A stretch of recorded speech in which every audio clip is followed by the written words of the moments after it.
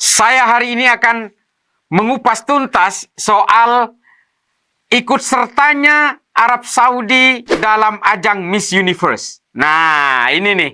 Ini kepada mereka yang hari ini gemar menghakimi umat Islam di Indonesia yang mengatasnamakan Islam yang paling benar, kelompok Wahabi Salafi, produk-produk Arab Saudi. Nih, sekarang mari kita waktunya untuk saling mengupas. Bukankah kita tahu ajang Miss Universe ini adalah kontes kecantikan bagi kalangan perempuan dalam berbagai pose, dalam berbagai busana. Bahkan ada busana-busana renang, ada busana-busana yang mengumbar aurat dan sebagainya. Kita tidak mau membahas soal itunya, tapi ini Saudi. Salah seorang peserta Miss Universe dari Saudi ini bernama Rumi Al-Qahtani. Nah ini lucunya juga bahwa kelompok Wahabi ini punya kitab panduan utama yang ditulis oleh seorang ulama Saudi namanya Muhammad Said Al-Qahtani juga. Last name-nya sama. Tapi kitab yang ditulis itu adalah rujukan gerakan Wahabisme internasional yang banyak dipakai oleh pemeluk Wahabi di sini. Judul kitabnya adalah Al-Wala wal Bara fil Islam yang ditulis oleh Muhammad Said Al-Qahtani. Nah, peserta Miss Universe ini namanya Rumi Al-Qahtani. Jadi sama, last name-nya sama. Tapi pada intinya adalah bahwa bagaimana kita tahu ustadz-ustadz dan ulama-ulama Wahabi Salafi yang ada di Indonesia, sarjana-sarjana yang diproduksi, yang dulu diberi beasiswa oleh pemerintah Saudi, ketika kembali ke Indonesia hari ini, mereka mengharamkan apapun yang tidak sesuai dengan rujukan-rujukan ulama mereka. Misalnya, wayang diharamkan. Bahkan imsak, meskipun itu sebenarnya adalah persoalan-persoalan budaya untuk memberi peringatan kepada orang berpuasa untuk mulai mengurangi proses makannya sebelum fajar itu muncul, sebelum subuh itu dimulai. Ini kan sebenarnya hanya persoalan budaya, tapi diprotes juga bahwa katanya imsak tidak ada di dalam Islam. Budaya itu juga tidak harus selalu identik dengan Islam, tapi budaya itu juga bisa menyokong untuk terjadinya ibadah-ibadah yang ideal di dalam Islam. Demikian juga budaya-budaya masyarakat Eropa yang juga mendukung terhadap peribadatan umat Kristiani, umat Katolik yang ada di Eropa. Demikian juga budaya-budaya yang ada di India. Budaya adalah bagian pelengkap dari bagaimana manusia menjalankan agamanya, menjadi pendukung dari bagaimana manusia menjalankan keyakinan-keyakinan dan keimanannya. Jadi nggak perlu diprotes hal-hal yang kayak gini. Yang kalau mau diprotes oleh ustadz-ustadz Wahabi Salafi yang ada di Indonesia ini, justru Miss Universe yang dilakukan oleh Arab Saudi. Kita sih sebenarnya nggak peduli dengan Miss Universe. Itu silakan saja. Itu adalah tontonan-tontonan yang berupa industri. Tapi ketika ustadz-ustadz produk Saudi yang tadinya protes soal imsak, protes soal puasa setengah hari yang dilakukan kepada anak-anak kecil yang ada di negara kita untuk mendidik anak supaya kuat berpuasa nanti ketika dia sudah mencukupi umurnya. Ini diprotes juga. Musik juga diharamkan. Haram sana, haram sini. Tapi di mana mereka mendapatkan ilmu, di mana mereka mendapatkan rujukan-rujukan ilmu agama, yaitu di Saudi. Dan ketika Saudi hari ini betul-betul sangat sekuler, sangat open mind, sangat inklusif, mereka tidak ada yang berani protes. Kenapa? Takut sama Raja Saudi. Mereka takut mereka akan ditinggalkan oleh Saudi. Mereka tidak berani protes terhadap berbagai kebijakan kerajaan Arab Saudi hari ini di bawah Pangeran Muhammad bin Salman karena Saudi sudah bertekad akan meninggalkan ajaran-ajaran Wahabi. Alasannya apa? Alasannya menurut Pangeran Muhammad bin Salman yang diutarakan di dalam PBS, salah satu saluran kanal TV yang ada di YouTube, silakan bisa di-googling, bisa dilihat di YouTube, mengatakan bahwa kalau Saudi ini terus menjaga ajaran Wahabisme ini, maka Saudi akan menjadi negara paling primitif di dunia. Nah ini, bahkan Pangeran Muhammad bin Salman mengakui bahwa dulu ajaran Wahabi ini disebarkan ke berbagai tempat di seluruh dunia. Itu juga diminta oleh negara-negara barat untuk menandingi ideologi komunis yang mulai merebak di berbagai negara-negara Islam pada masa Perang Dingin. Pertanyaan besarnya, Lah, di Indonesia itu kan seperti ustadz-ustadz yang jenggotnya segini-segini itu, kan mereka nggak ngaku Wahabi, mereka ngaku Salafi. Mereka sebenarnya adalah Wahabi yang berkamuflase dengan nama baru, yaitu Manhaj Salaf. Apa bedanya? Nggak ada bedanya. Nggak ada. Rujukan-rujukannya juga ulama yang sama, kitab-kitab dan literaturnya juga sama, ijma-ijma yang dipakai juga dari ulama-ulama yang sama. Mereka sekarang berusaha mengubah nama Wahabi menjadi Salafi di Indonesia karena Wahabi sudah identik dengan berbagai aksi-aksi kekerasan dan aksi-aksi teror di seluruh dunia, terutama seperti yang dilakukan oleh kelompok Al-Qaeda dan ISIS. Nah, kita tahu semua Al-Qaeda dan ISIS hanya dibedakan oleh tujuan politiknya saja. Keduanya adalah penganut Wahabi. Kalau kemudian hari ini orang-orang Salafi tidak mengaku bahwa mereka ini adalah Wahabi, itu sebenarnya adalah taktik mereka. Pada intinya mereka adalah sama. Mereka selalu melakukan klaim-klaim kebenaran. Mereka anti terhadap demokrasi, mereka mengharamkan Pancasila, dan mereka menginginkan supaya negara ini menjadi negara Islam sama seperti Saudi. Mereka hari ini memang menghormati pemimpin karena mereka memang diajarkan oleh ajaran-ajaran Wahabi untuk menghormati pemimpin. Kita semua di sini juga menghormati pemimpin, tapi bukan berarti tidak boleh mengkritik pemimpin. Di Saudi mereka diajari untuk menghormat dan juga takut untuk mengkritik. Oleh karena itu kenapa ustadz-ustadz produk Saudi itu hari ini tidak berani melakukan kritik kepada kerajaan Arab Saudi, meskipun kerajaan Arab Saudi hari ini sangat sekuler.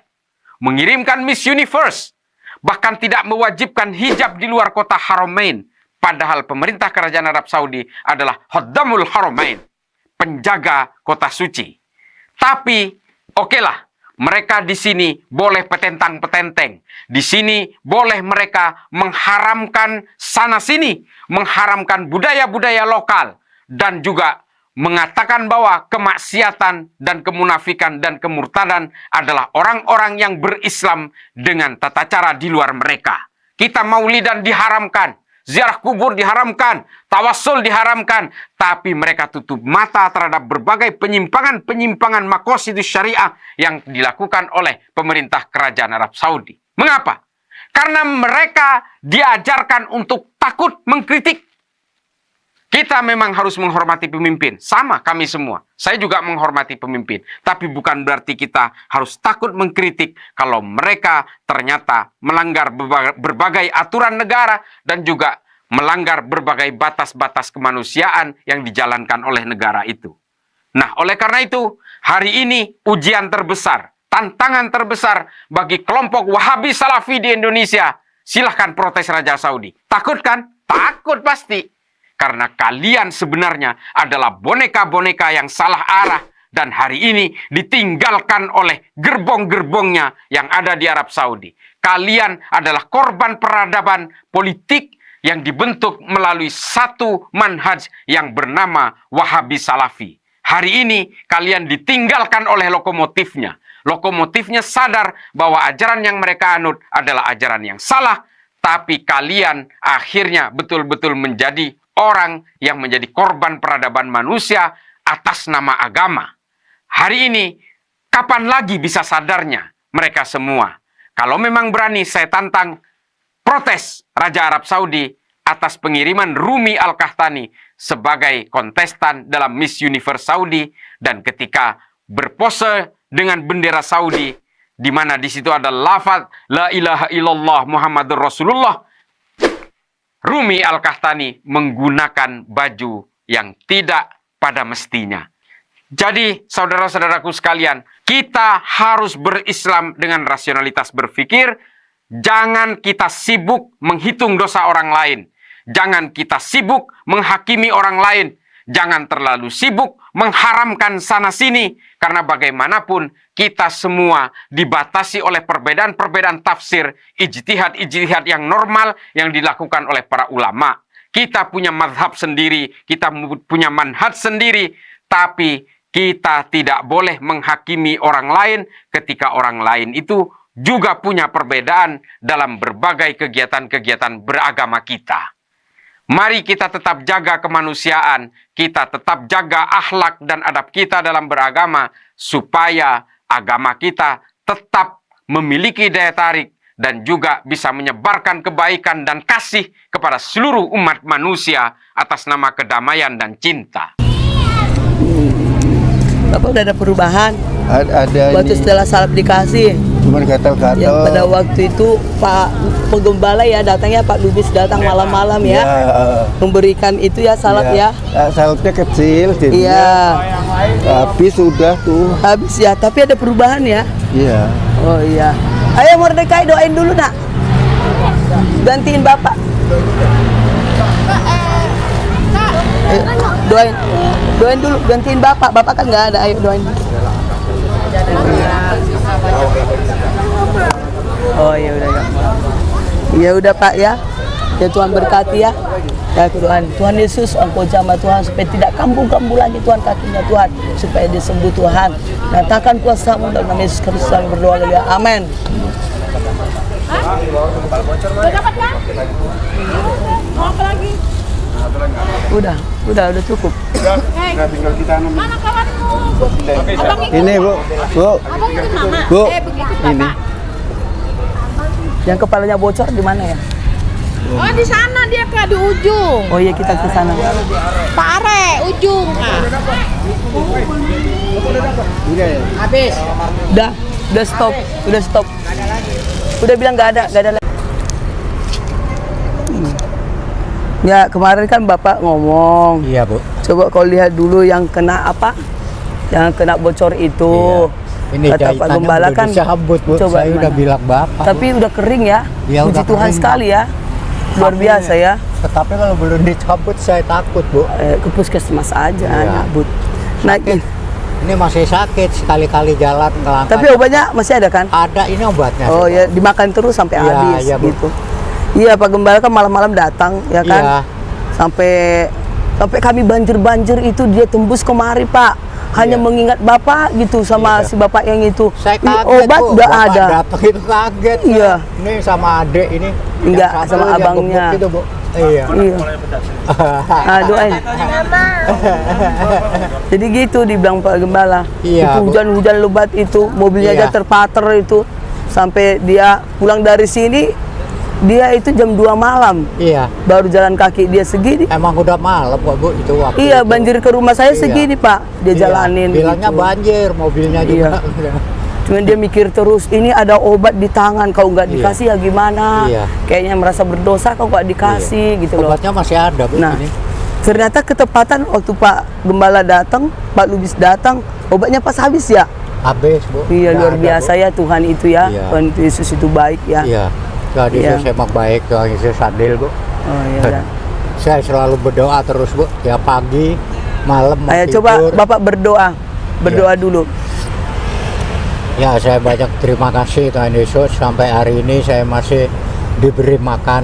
Terima kasih Tuhan Yesus atas pemberian Tuhan Yesus kepada saya, dan obat-obatan juga nggak kurang, selalu ada dari Amen. Bapak Lubis, dari Ibu juga. Saya tiap hari selalu berdoa, mau tidur pagi Iya. bangun tidur supaya dijaga sama Tuhan Yesus. Ya. Kenyataannya emang selamat. Saya bangun tidur saya sendirian Bu di dalam Bu. Iya. Orang sama keluar semua, nanti malam jam 2 kadang datang ya, tapi nggak apa-apa. Saya percaya Tuhan Yesus Bu. Amen. Tuhan Yesus selalu menjaga sama hambanya. Iya, Yesus adalah juru selamat kita Iya. satu-satunya ya Pak ya. Iya. Tuhan Yesus, ku percayakan Tuhan Bapak ini dalam tangan-Mu, biar terus iman percayanya Tuhan Kau tambah-tambahkan, sehingga dia tetap percaya Yesus adalah Tuhan. Terima kasih Amin. Tuhan atas Tuhan Yesus, pemulihan yang ada Tuhan di kepalanya Tuhan. Hamba lihat Tuhan kepalanya Tuhan, coba lihat deh, sudah kering. Iya. Sudah kering Tuhan Yesus, ku percaya Tuhan Yesus semua karena doa-doanya, Amin. bahkan doa kami Tuhan Yesus. Dan kami Amin. percaya Yesus sanggup memulihkan, Yesus sanggup menyembuhkan Tuhan Yesus. Terima kasih Tuhan Yesus, haleluya, amin. Amin. Iya Pak. Nah ini